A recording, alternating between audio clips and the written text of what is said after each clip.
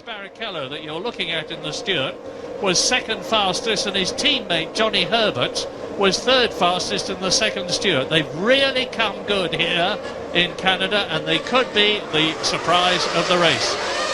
This is not the start, this is the parade lap, during which, Mark, they will be... Well, they're going to just take things easy around here on the parade lap, nothing silly. Obviously they're going to get their cars ready for the start itself, but they want to maintain their tyres, their temperatures, get the pressures correct, and just make sure they get to that starting grid in as good an order as possible. The thing what's interesting, Murray, is the lap there, what Schumacher did for pole, a 19.298, 1 minute 19.298, that actually converts to them covering that track at 55.75 metres per second. Now, if Schumacher can keep that advantage during the race of only 29,000th second of a difference to Häkkinen, he's going to leave him by 1.6 metres a second every lap. Mark, you're better on the NRX stuff than I am. That's terrific. Now, the pole position time, Michael Schumacher, was just a second slower than David Coulthard's pole position time. We're riding with Damon Hill, incidentally, and it just about equalled the lap record. You can only make a lap record in a race, not in qualifying. So they're coming down towards turn 10, which is approached at some 180 miles an hour in race conditions. They're coming to it now. And they come down from about 180 miles an hour to 50 miles an hour, 5-0. A lot of people been going off there. We had a Formula Ford race earlier today, and that gravel trap in the foreground was littered with cars. This is Jean Alesi in the Sauber, and he's very, very happy with the car. It's going a lot better this year than it did last year. And Alesi is a previous winner here. We've got Damon Hill as a past winner here, Michael Schumacher 3 times a winner here, and Jean Alesi, who won his one and only race for Ferrari, incidentally, here at Montreal in 1995. 69 lap race, that's 190 miles, and very, very hot, demanding miles they are going to be. Towards the back of the grid, Marc Genet, Luca Bader, the 2 Minardis, then the 2 Arrows of De La Rosa and Takagi. Sadly for them, the BARs have not been going at all well here. They don't know what the problem is. They say they know that when Benetton do well, they do badly, and when the opposite conditions apply, they'll be able to sort themselves out. But there we go. Damon Hill then coming up into that 14th position on the grid with Zanardi's Williams in front of him, and to the left you see Ralf Schumacher's car. As usual, watch the lights. Michael Schumacher to the right, Mika Häkkinen to the left. Behind Michael Schumacher's Ferrari is Eddie Irvine's Ferrari. Behind Mika Häkkinen's McLaren is David Coulthard's McLaren. The yellow car behind Coulthard is Heinz-Harald Frentzen. And Rubens Barrichello is in the white Stewart. And in Canada, it is... Go! Michael Schumacher moves across, cuts across.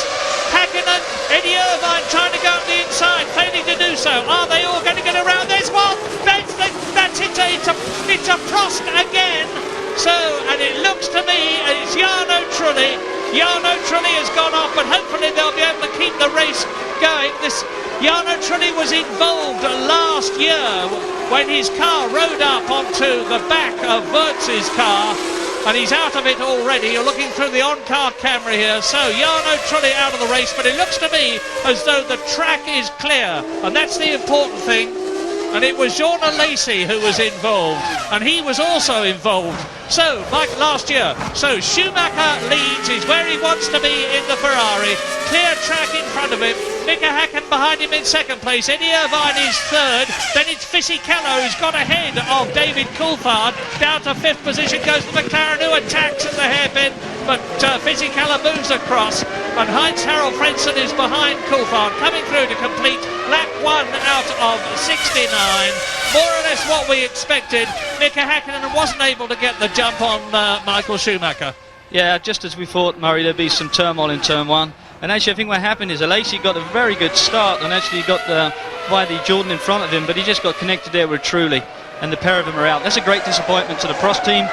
Well, here's a replay. You see, there is Trulli going off. He will say he was pushed off by somebody, and the wheel goes bouncing through the gravel trap.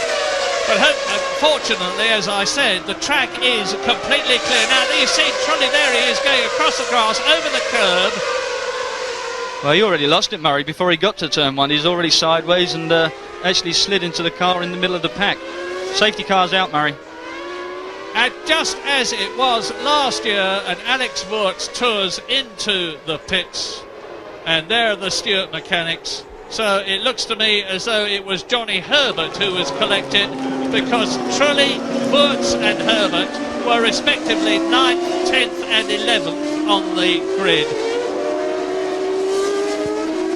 And, but it may have been Rubens Barrichello. He was ahead of Johnny Herbert on the grid, and Barrichello is actually in the pits as I talk to you. Now, let's have a look. Well, there's Barrichello coming through. And yes, it is Rubens Barrichello who is hit by Trulli, charging up the inside.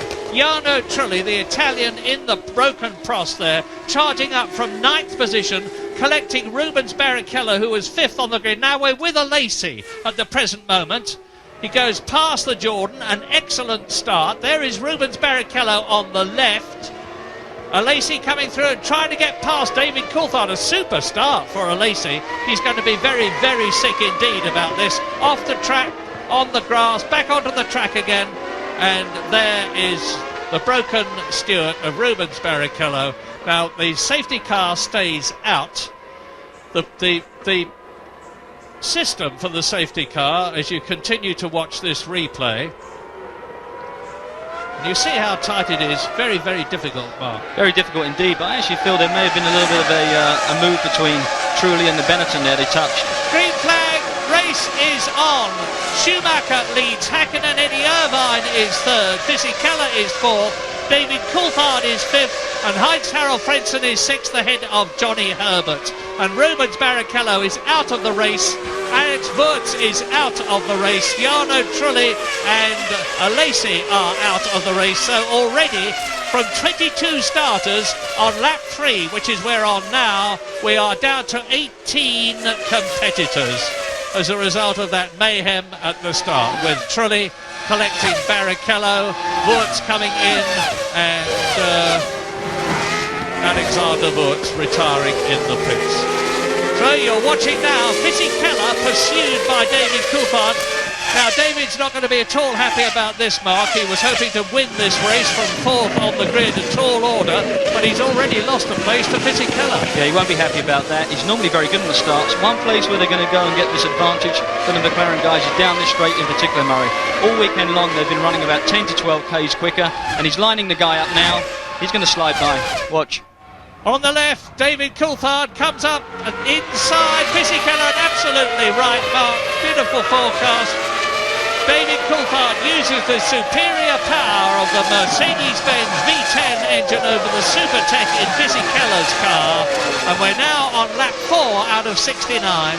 Michael Schumacher is making them. Oh, and off goes Zonta. That's Ricardo Zonta in the BAR. He was in 15th position, so that's yet another retirement, and that makes 5 already. Rubens Barrichello out, Wurtz out, Lacey out, Trulli out, Zonta out. This is what happened. Barrichello managed to get going again after the pit stop. There is Zonta hitting the wall on the exit to turn 13, which is the last corner on the track. Wow, lap 4, 65 to go, and it's a long, long way. Michael Schumacher, as I said, is making the most of the fact that he's got a clear track ahead of him. And he is now 1.4 seconds ahead of Mika Hakkinen, with Eddie Irvine 3.3 seconds behind him. David Coulthard up into 4th place ahead of Fisichella and Frentzen. Now the question is strategy. What sort of a strategy? And that is as Alex Zanardi. This guy has some unbelievably bad luck. He's already out of this race. No, it looks like he might get going again. I truly hope so. Well, Zanardi was actually in 8th position, which is higher than he's been in any race at all this year, I think. and you can see Zonta's car. It's in a dangerous position, that car. The safety car's coming out again. This is a replay of 1998. The safety car was out 3 times last year. Very sensible. I'm sure that Charlie Whiting, who is the race director, has decided that they've got to get Zonta's car away from where it is now, because it is right on the exit to turn 13. They don't come out of it all that quickly, about 70 miles an hour, 80 miles an hour as they come out of the right angle. But that car is right at the end of the patch of concrete which runs alongside the track and onto which the cars go.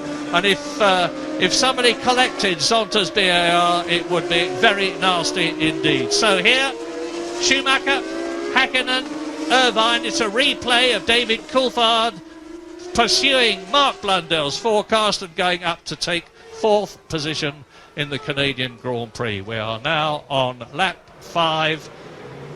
Well, you're used to this, of course, Mark. Yellow flag, safety cars in America. It's par for the course there. It is indeed, and this is a little bit unusual, but I must admit this is going to be a great frustration to the drivers. They get into a rhythm and all of a sudden the flags are out. They've got to back off and they're going to have to start all over again. I'll tell you something else, Mark. I'm watching the temperature here. The race started 46 degrees, track